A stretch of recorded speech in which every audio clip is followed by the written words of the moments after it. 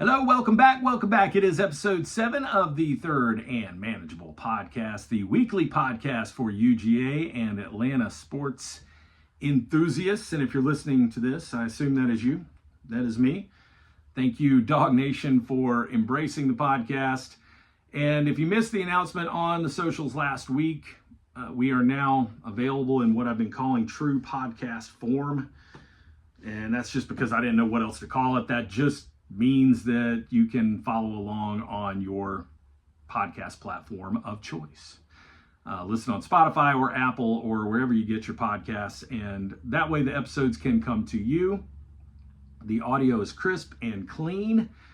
We'll continue to do the YouTube videos as well. Sea&Sky Productions on YouTube for those that would like to watch. But if you're searching for the podcast, look for the Third and Manageable logo, and of course look for the red and black microphone. You can also find me, and I really appreciate feedback, comments, discussion, whatever. That's what this is all about. It's a big community. So find me on X at Walker Country, on Instagram at Walker Power 10, or again, YouTube, Sea&Sky Productions. So we've been hyper-focused for the last 2 or 3 weeks on this heater that the UGA basketball team has been on, winning 4 games in a row to close out the season and making the NCAA Tournament for the first time in 10 years. But I'm going to put a pin in that for just a minute because we haven't really done enough, I think, with Georgia football to this point. And now that the Dogs are doing spring practice, and there's been some comments and some things that have come out this week that we need to talk about. So I'm going to save the Georgia basketball talk for the end of the episode. There is some coming. We'll talk basketball, baseball, and soccer towards the end, but UGA football is the thing that is on most people's minds 365 days a year. So let's dive into it. And I thought the best way to preview what's coming this spring and maybe what's even coming this fall, although a lot's going to change between now and then, but best way to preview that may be just to run through the depth chart real quick and see where the strengths and weaknesses, I hate to say weaknesses because I don't think there are a lot of weaknesses on this Georgia football roster right now, but maybe some places where we'd like to see some improvement from last year. So we'll run through the depth chart real quick. Happy St. Patrick's Day weekend, by the way. It is an elite sports weekend. So much going on, so grab your Guinness and your favorite Dropkick Murphys album and sit back and enjoy. It's going to be a lot of great stuff to come over the next few days. Now, we'll start with this quote from Kirby Smart that I really loved, going back to the beginning of the week and just kind of introducing spring practice a little bit and reintroducing this team. It's been a minute since we've heard Coach Smart talk about the team, and I loved what he said, and I don't think this was a direct knock on Carson Beck or any kind of trolling or anything. I don't think it was meant that way, but that's the first thing that I thought of when I heard this. What Kirby was saying, and I don't have the quote directly in front of me, so I'm going to paraphrase a little bit, was that he was looking for this team to be a team that wanted to work hard. He is wanting players that, in his words, love the game and want to play and compete for the love of the game. He also went on to say that usually the teams that win are the teams that work the hardest, not necessarily the most talented. And this is where I thought of Carson, was when Coach Smart went into this part about not being in it for a paycheck. We're not looking for guys that are necessarily here looking for big NIL money. And he said that all along. I mean, since the beginning of this Wild Wild West NIL show, Kirby has said that he's looking for guys that want to show up, work hard, get coached, and go to the NFL where you can make generational money instead of a one-time paycheck. Now, I don't know how that message resonates with 17-year-olds, but I think the team that Georgia has this year will certainly embody that message. And you start at the quarterback position and you look at a guy like Gunnar Stockton, and yeah, he's not driving a Lamborghini. He's driving a pickup truck. I think Georgia fans absolutely resonate with that.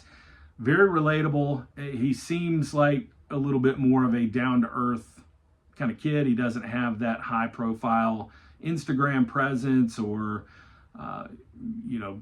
relationship that is all over social media all the time. Gunner is here to work hard, and that's exactly what Kirby was talking about. And you got a couple of little hints this week as to where this quarterback battle is going. We've heard a lot about the quarterback battle between Gunner Stockton and Ryan Puglisi, and I don't know that that's going to end up being as much of a battle. At the pro day the other day, everyone raved about how well Gunner Stockton threw the football. And then there was another quote from Kirby just a couple of days ago about Ryan Puglisi. And listen, he wasn't trying to say, hey, this kid's not any good or he's not ready to play or whatever. He would never say that. But I think that the words he used might have been, again, I'm paraphrasing here, a long way to go. And that's okay. I mean, the kid hasn't played, and we have a long way to go until the season starts. And Ryan could end up being a big, big part of this team this year. But when you hear Coach Smart saying things like, he's doing well, he's doing all the things we're asking him to do, he's just got a long way to go, you feel like Gunner Stockton, especially after seeing him throw at Pro Day, is maybe further ahead in this quarterback competition than we thought. And that would be great. It would be great to go into the season having a clear-cut number one quarterback and not having to worry about this competition. Although if the competition continues, that's great. Competition makes everybody better, so please go forward. But right now, as we sit here on St. Patrick's Day weekend, I think Gunner Stockton is your clear number one quarterback. Looking at the running back room, and this is where people have concerns, and Georgia's run game last year was about as bad as we've seen it in the Kirby Smart era. I don't necessarily think that had as much to do with the running backs as it had to do with the offensive line and the blocking up front. I think we're all kind of on the same page with that. So I actually kind of like this running back group. Nate Frazier has all the tools. Nate Frazier is going to be an elite SEC running back if he can hold on to the football. Way too many fumbles last year, and apparently that was going on in practice as well. If he can cure that, if he can remedy that, this kid has an extremely bright future, and I love Nate Frazier as the clear number one running back coming into spring and again going into fall. Now, the bad news is the Robinsons, Roderick and Branson, and I'm not trying to laugh at their injuries. I mean, these two kids have really, really been trying to get back on the field. They've been doing everything they can to get back on the field, but they have both had injury-plagued careers up until now. And we get the news the other day that they're not going to be available for spring practice. And that's fine. Get ready, get healthy, get strong, and be there in the fall. And if they are, then you got a good group there. But if those two guys can't stay on the field, then it's hard to really locate a clear-cut number two running back behind Nate Frazier. So that is a wait-and-see kind of situation. The playmakers are there. We're just hoping that they can be healthy. Wide receiver room, oh boy, oh Nelly. Okay, there are some position groups where Georgia is looking, maybe saying, okay, who are going to be the guys that are going to step up? Who are going to be the big-time elite players at this position and this position? And there's a couple of those, we'll get to them. The wide receiver position is not that position. There are studs, there are stars, there are 5 stars all over the field. And I think last year, everybody still has a bad taste in their mouth from all of the drop passes. And you just had guys playing positions that they weren't really supposed to be playing. You had guys trying to fill roles that weren't really theirs. And that resulted in interceptions and drop passes. if you look at just the names I've written down here, and not all these guys can be on the field at the same time, unfortunately, but Noah Thomas, the transfer from Texas A&M, is a big, tall, solid wide receiver. He is that guy that can go up and get the ball. Dylan Bell, we know what Dylan can do when you get him the ball in space, and that is where he is going to shine. That is where his natural athleticism is going to show, and he didn't really have that opportunity as much last year. But this year, we are going to be able to get him the ball. I know people don't want to hear about wide receiver screens right now, so I won't even go there for the Bobo haters in the room. But you get those little short passes. Dylan Bell can make plays.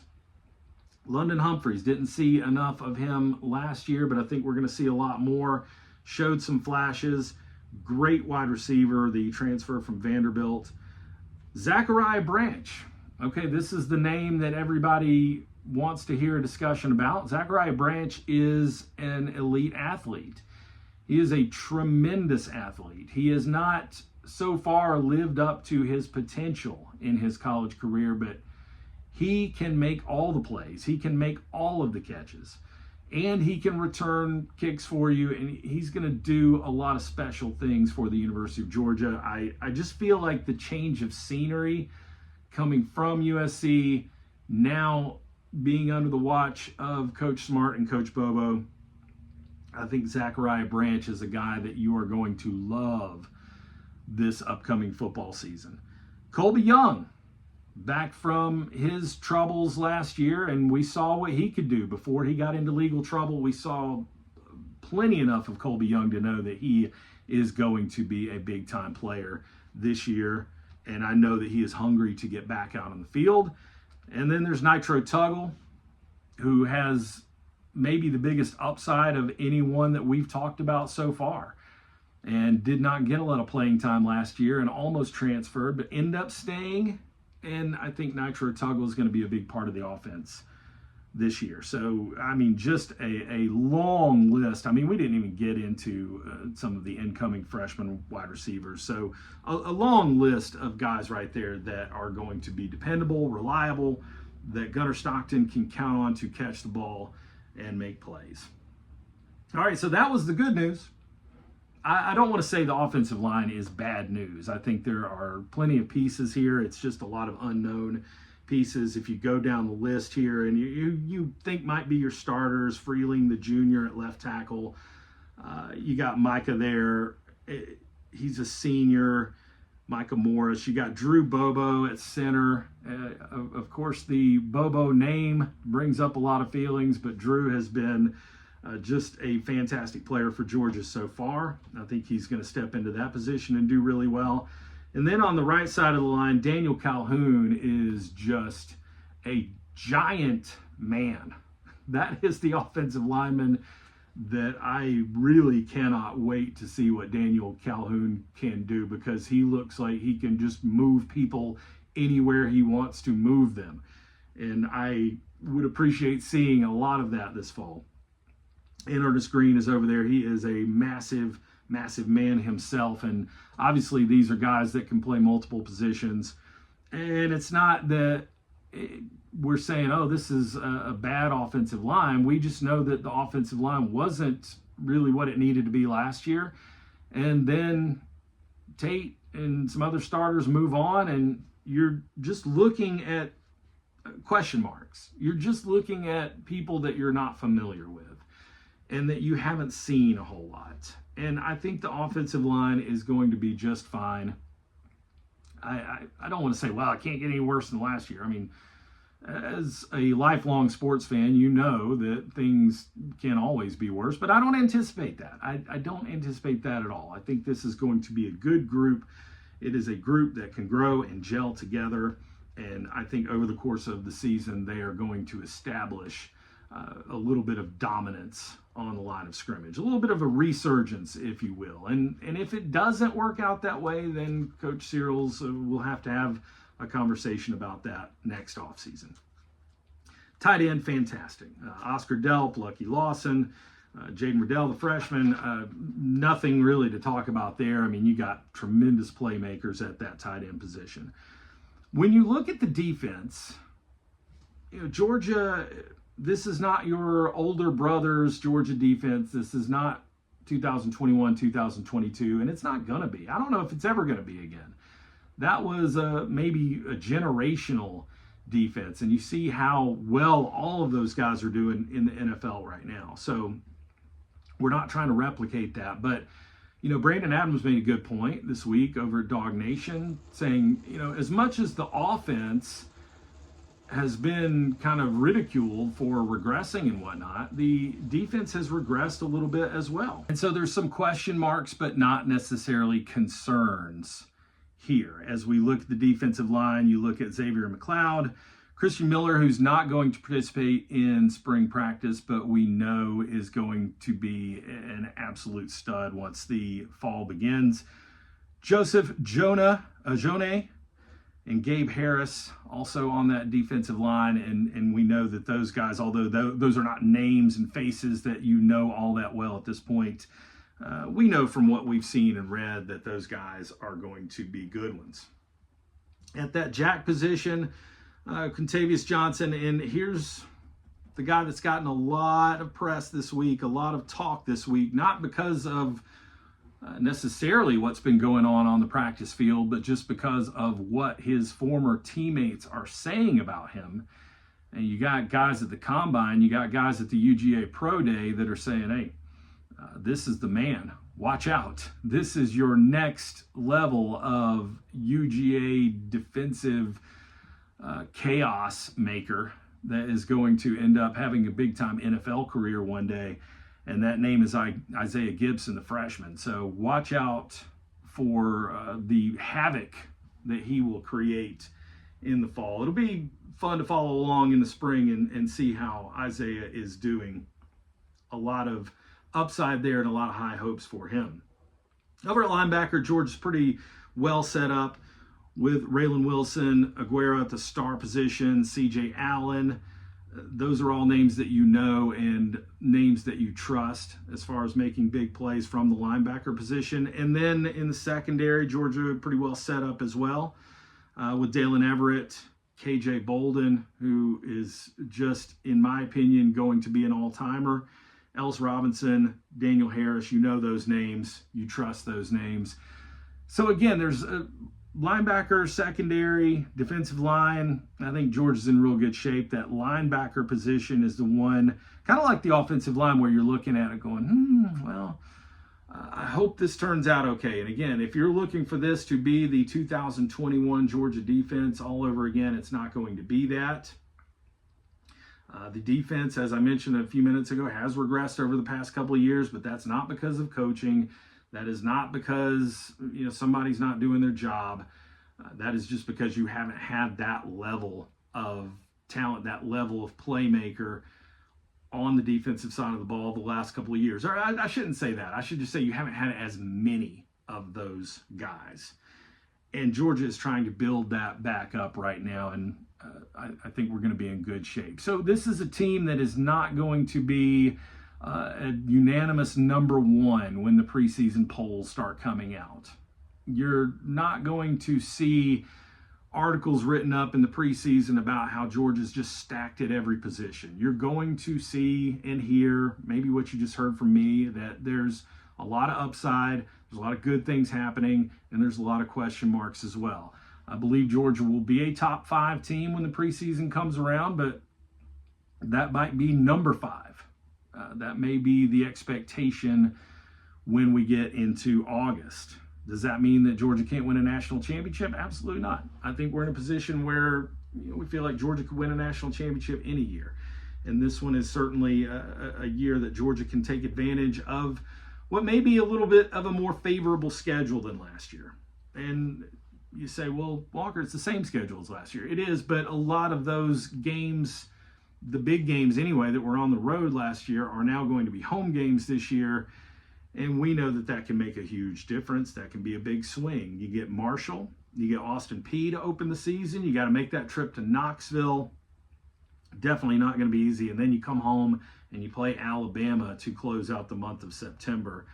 It doesn't get any tougher than Tennessee and Bama back-to-back, although you do have a week off in between those two games. But you feel like if you could win one of those two, that would be a good thing, be in good shape. The second portion of the season, I like to break it down into 4-game chunks. And that second 4 games is Kentucky, Auburn, Ole Miss, and Florida. I think you got to win all 4 of those. And then you close the season with Mississippi State, Texas at home between the hedges, Sanford Stadium. It's going to be electric. You got Charlotte, and then you get another, what is going to be a big-time battle with Tech, this time over at the Benz instead of on campus. So is that a 10-2 or 11-1 kind of schedule? Yeah, I think it absolutely can be. I think you can at least put yourself in a position to go back to the SEC championship game, win the SEC again, go back to the college football playoff. You don't necessarily have to win the SEC to go to the college football playoff, but that is where you want to be at the end of the season, and I think that is where Georgia will be. Looking for another national championship. And speaking of Georgia teams that are going to go and play for a national championship, let's talk about the Georgia basketball team. We are a week away from the NCAA tournament starting, but this weekend we will get Selection Sunday, find out where Georgia's going, and oh man, that's something we've been waiting on for about 10 years, figuring out who we're going to play, what city are you going to, what's your seed going to be, what's a possible second or third round matchup, a Sweet 16 matchup for this team. You just get excited thinking about all of the possibilities. So right now, Georgia is going to be a 9 or a 10 seed when the selections are revealed on Sunday. And I said this last week, and I've seen it in a couple other places, you may be better off as a 10 seed. If you're a 10, you're going to play a 7. If you're a 9 seed, you're going to play an 8. The level of competition in the first round is not going to be that much different, whether you're playing an 8 seed or a 7 seed. But where it could be more beneficial for Georgia to be on the 10 line is that possible second round matchup. And I personally would be fine with seeing Georgia playing a 2 seed like Texas Tech or like Michigan State, honestly. Even though Tom Izzo is one of the great coaches of all time, I would feel comfortable that Georgia could compete well with a team like Texas Tech or Michigan State. Whereas if you are on the 9 line and you're playing in the 8-9 game, and then your second round matchup would be against a 1 seed. And I don't feel nearly as comfortable with Georgia taking on a team like Duke or Houston in the second round. So we'll just have to see how the chips fall. We can talk about the Oklahoma game. It wasn't great. I mean, it didn't really get away from Georgia. It wasn't a blowout or anything, but Jeremiah Fears was excellent in that game for Oklahoma. And again, you had that long scoring drought rear its ugly head, the thing that we talked about ad nauseum back in midseason. Georgia just has these second half scoring droughts. And this time, it was another 14-0 run in the second half for Oklahoma that really buried the Dawgs in the SEC tournament. And it gives you a week off. It could be a good loss. And there are different schools of thought when it comes to that week off. But I will say this, for those who are thinking, they're going to get rusty. They're going to sit around for a week. And, who knows what this team's going to look like by the time they come out and play another game. Last time Georgia had a full week off, they came out and played one of their best games of the season at Auburn. Now, Georgia did lose that game at Auburn, but they played the number 1 team in the country very, very well, and that was after a full week off. So I feel like there's hope that maybe some things can get worked out. Maybe Mike White can tinker with some things between now and then, and just enjoy it, Dog Nation. You waited a long time to hear the Dawgs name called on Selection Sunday, so when it happens, stand up, cheer, tip back a harp. I'm running out of Irish beers to reference, but enjoy Selection Sunday, and we'll talk about the NCAA tournament next week once we know what the destination is. Georgia baseball is hosting Kentucky this weekend. You know that, a big series at Foley Field. And Kentucky has some incredible pitching. They have a really, really low ERA as a team right now, and that is just clashing with Georgia's propensity to hit a lot of home runs. So we'll see who wins that, the irresistible force or the immovable object, as Georgia has just been crushing the ball and one of the top teams in the country as far as hitting home runs. The Georgia pitching has not been what we have wanted it to be so far, so a lot of questions are going to be answered this weekend when the Dawgs take on Kentucky. As you know, the goal is to win 2 out of 3 when you play at home, and let's hope that's exactly what Georgia can do. Georgia softball is playing a series this weekend in Columbia against SCAR, taking on South Carolina. Just another matchup with another highly ranked team. It doesn't get any easier. But the Dawgs really, after dropping 2 out of 3 last weekend to Tennessee at home, really could use a good bounce-back series. Winning 2 out of 3 would put you right back on the right side of things as Georgia plays South Carolina this weekend. The midweek game was an exciting one. I watched a great pitcher's duel on Wednesday night over at New Jack City. Lily Backus pitched a masterpiece for Georgia, and the Dawgs got 1 hit in the game, and that ended up being a home run. Essie White hits a home run late in the game to give the Dawgs a 1-0 victory over Georgia Southern with just the 1 hit. And you're saying, well, was that really exciting? 1-0 game with 1 hit? Yeah, actually it really was. That was a great pitcher's duel and a great game Wednesday night. More good stuff to come from the Georgia softball team this weekend. Your Atlanta Hawks have won 4 in a row. Tell a friend. The Hawks are now 32-34, and I'm recording this on Friday. Hawks have a game against the Clippers tonight, and hopefully another win. They've been playing really, really well. Still sitting as the 7th seed in the East and hoping to make a move into that 6th seed, although they're still several games behind the Pistons. And it would take a lot of work. There's a lot of work to do to get into that 6th seed and avoid the play-in tournament this year. But after the Hawks play the Clippers, then you got the Nets and the Hornets right after that. And neither of those teams are any good. And you just beat the Hornets the other night. So, again, you feel like maybe the Hawks, this is the time of the year that they could make a little bit of a move. Atlanta United, coming off a draw last weekend, will take on Miami on Sunday. And did want to give a big shout out to the Atlanta Falcons for picking up and signing former Georgia great Leonard Floyd. This is exciting news for Falcons fans because we've been clamoring for a long, long time for the Atlanta Falcons to embrace the University of Georgia and that culture and bring in more players from UGA and from the SEC. Falcons have just never been at all interested in doing that, but I like that they signed Leonard Floyd, and I liked that on their Twitter, the Atlanta Falcons Twitter, the caption was "Nothing finer in the land." And they're trying to connect with you. They're trying to connect with you, Georgia fan, and we'll see if that parlays into maybe a high round draft pick for the Falcons this year. Maybe pick up one of these elite Georgia defensive players that are available to you in the draft. We've been talking about it ever since we watched the Eagles win the Super Bowl, and hey, why can't the Falcons do this? And it looks like maybe somebody over there in Flowery Branch is on board. All 32 teams were represented at the Pro Day for UGA this week. Every single team was out to look at these kids, and of course that included the Falcons. You wondered if in years past they had even shown up for UGA Pro Days or not, but they were there. Good things maybe are coming, a different direction, a new era maybe for Falcons football. We'll hope.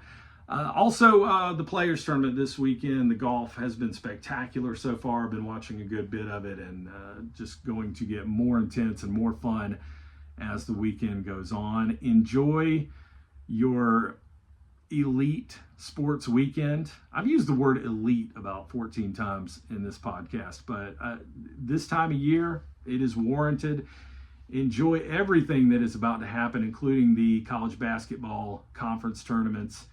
We're about to get into the meat of that, especially in the SEC when you got Tennessee and Alabama and Auburn competing for an SEC championship. That's going to be a lot of fun to watch. The album that I chose this week, if you're watching on YouTube behind me, Beastie Boys, Check Your Head. I think I've listened to that album more than any other album, CD, or cassette I have ever owned. It is my favorite Beastie Boys. If you're into old school hip hop, then you probably already love Beastie Boys. But if you haven't visited this album in a while, everyone seems to think that Paul's Boutique is the Beastie Boys' best work, although it wasn't well received when it came out. And this was kind of their bounce back album, Check Your Head. And so it's always got a place in my heart and always a spot on the old turntable. So in addition to Dropkick Murphys and Flogging Molly, I think I'm going to spin that Beastie Boys Check Your Head this weekend. We'll be back next week. I am Walker. This is the Third and Manageable podcast, broadcasting from the Palatial Studios here in Western North Carolina. Third and Manageable is a Sea&Sky production. Enjoy the weekend. Go Dawgs.